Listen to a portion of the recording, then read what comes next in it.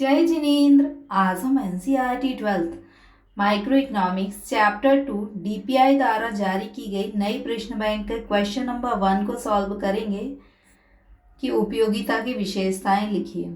उपयोगिता जो है उसकी पहली विशेषता है कि उपयोगिता व्यक्तिगत होती है, मतलब एक व्यक्ति के लिए किसी वस्तु की जो उपयोगिता है वो ज़रूरी नहीं है दूसरे व्यक्ति के लिए हो। हर व्यक्ति की मानसिक स्थिति अलग होती है। जैसे मान लीजिए कि एक व्यक्ति के लिए आम जो है उपयोगी है, हो सकता है दूसरे व्यक्ति के लिए आम उपयोगी ना हो, क्योंकि दोनों की जो है फिजिकल कंडीशन अलग अलग हो सकती है। फिर दूसरा है कि उपयोगिता जो है वो मनोवैज्ञानिक अवधारणा है।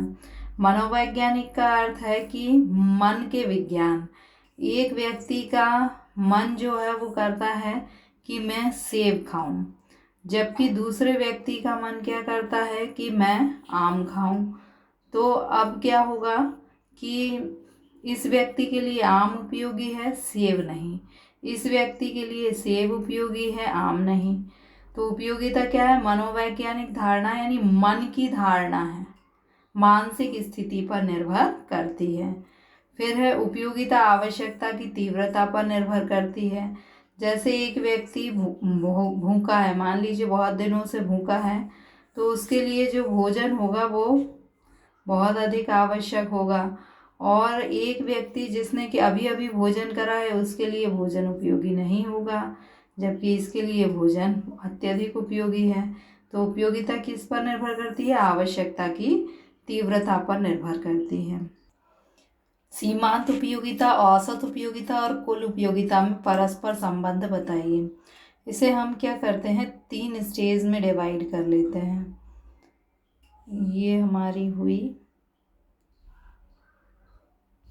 सेकेंड स्टेज, ये हुई हमारी फर्स्ट स्टेज, ये है फर्स्ट स्टेज, ये है सेकेंड स्टेज और ये है थर्ड स्टेज। तो प्रथम अवस्था में क्या होता है, ये है आपकी कुल उपयोगिता, ये सीमांत औसत उपयोगिता और ये है सीमांत उपयोगिता। तो आप देखिए फर्स्ट स्टेज में सीमांत उपयोगिता घट रही है और औसत उपयोगिता भी घट रही है, और तब कुल उपयोगिता क्या है, बढ़ रही है। तो बस आपको यही लिखना है कि प्रथम अवस्था में क्या होता है, सीमांत उपयोगिता और औसत उपयोगिता घटती है परंतु कुल उपयोगिता बढ़ती है। सेकेंड स्टेज में क्या होता है, सीमांत और औसत उपयोगिता घटती हैं पर धनात्मक है, 0 से नीचे नहीं है। तब कुल उपयोगिता क्या है, ये भी बढ़ रही है। कुल उपयोगिता अभी भी क्या है, बढ़ रही है। लेकिन बढ़कर कुल उपयोगिता क्या हो गई है, अधिकतम हो गई है। जब कुल उपयोगिता अधिकतम हो जाती है तो सीमांत उपयोगिता क्या हो जाती है, 0 हो जाती है।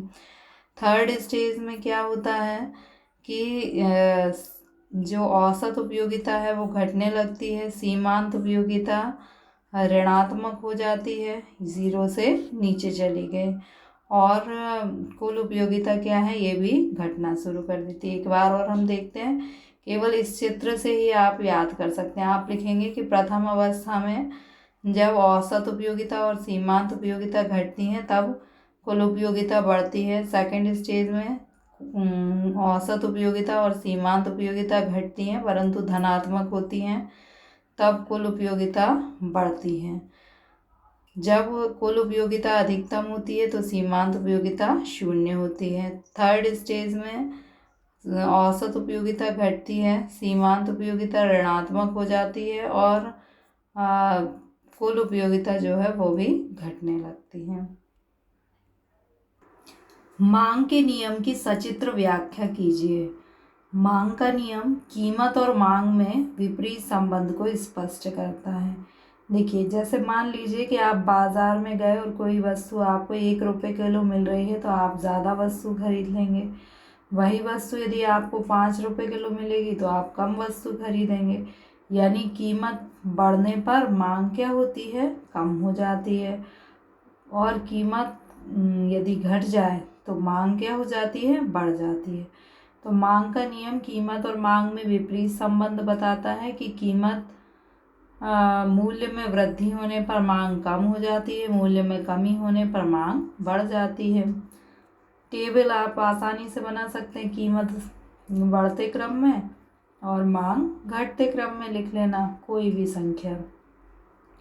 ये कीमत है, ये मांग है, डी मांग वक्र है जो ऊपर से नीचे की ओर आ रहा है, जो बताता है कि जैसे जैसे वस्तु के मूल्य में वृद्धि होती है वैसे वैसे मांग में कमी होने लगती है।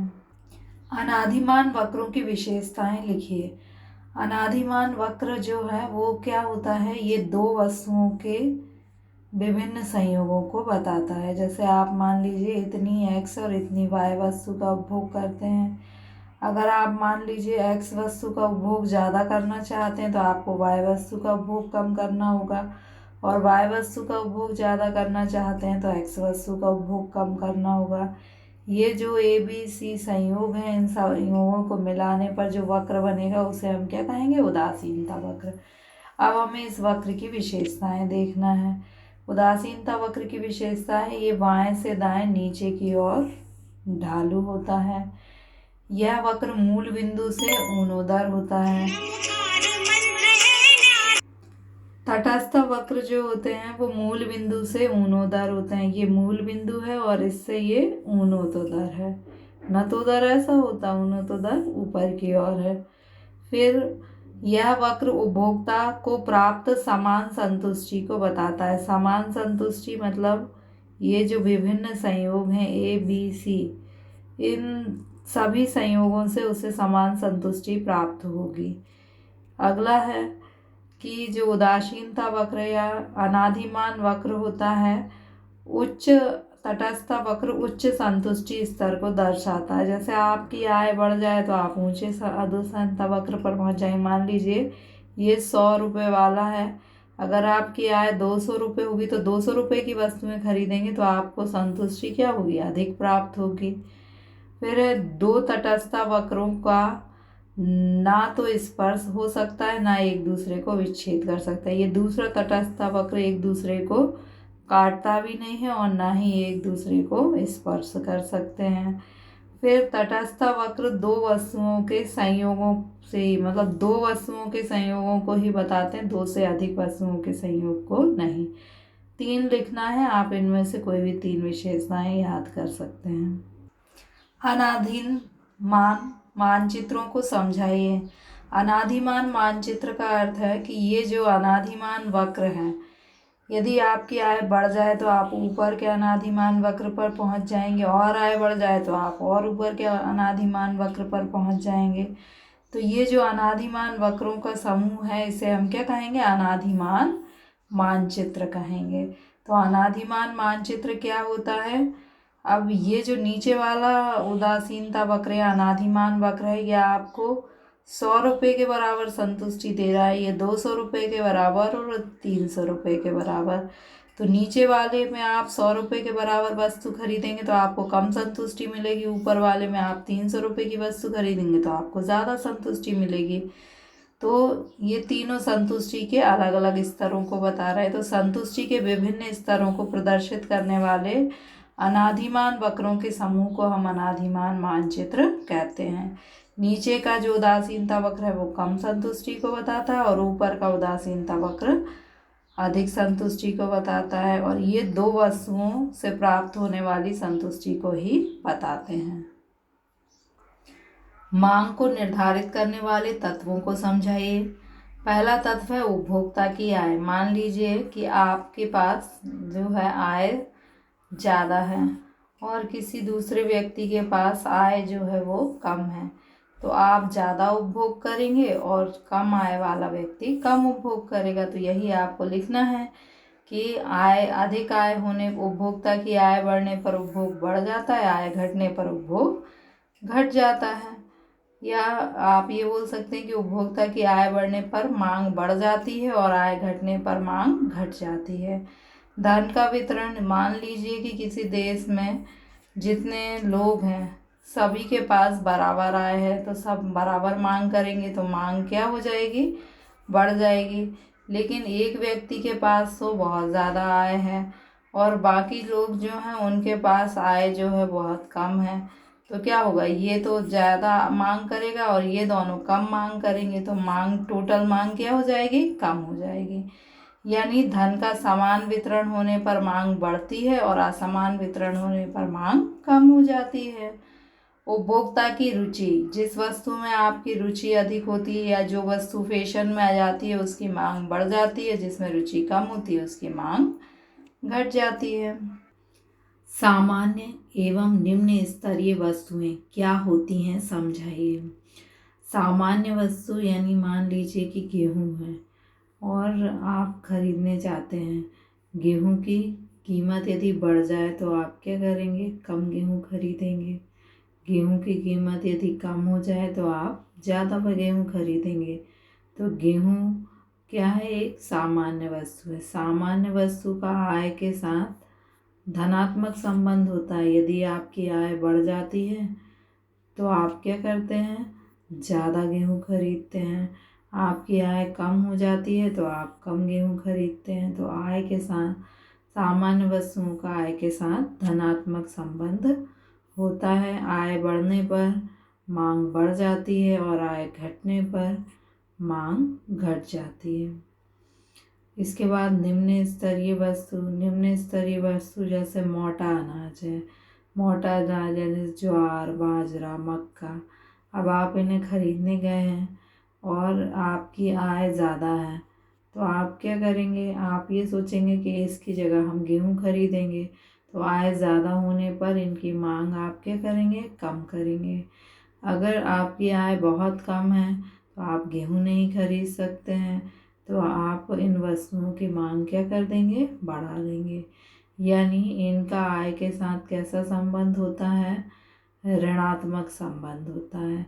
यानी इनका आय के साथ जो है विपरीत संबंध होता है। आय बढ़ने पर इनकी मांग घट जाती है और आय घटने पर इनकी मांग बढ़ जाती है। शॉर्ट में यदि आप याद करने के लिए क्लियर याद रख सकते हैं, सामान्य वस्तुएं जो होती हैं उनका आय के साथ धनात्मक संबंध होता है।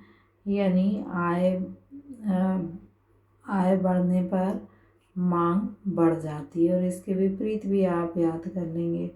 घटिया वस्तुओं का आय के साथ ऋणात्मक संबंध होता है। यानी आय बढ़ने पर इनकी मांग जो है घट जाती है। तो इस चित्र से आप याद रख सकते हैं। अगला क्वेश्चन है आपका कि स्थानापन्न एवं पूरक वस्तुएं क्या होती हैं।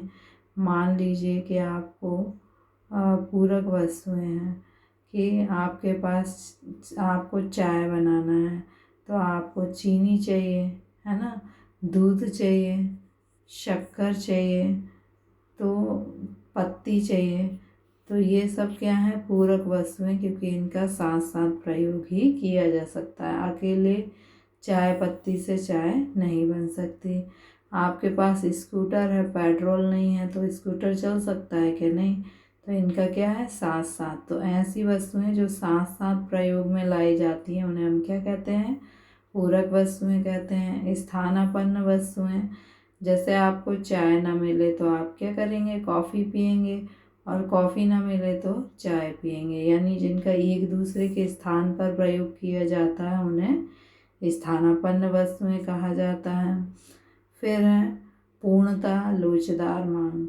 पूर्णतया लोचदार मांग का अर्थ होता है कि जैसे मान लीजिए कि नमक है, थोड़ी सी कीमत बढ़ जाए या थोड़ी सी कीमत घट जाए, आप ये तो बेलोचदार का उदाहरण है। लोचदार का अर्थ होता है कि चाहे वस्तु की कीमत उतनी ही रहे, कीमत में कोई परिवर्तन ना होने पर मांग में अत्यधिक परिवर्तन होता है। मतलब इतनी कीमत पर पहले आप इतनी वस्तु खरीद रहे थे, फिर कम खरीदने लगे, फिर ज़्यादा खरीदने लगे। यानी मांग कैसी है, पूर्णतः लोचदार है।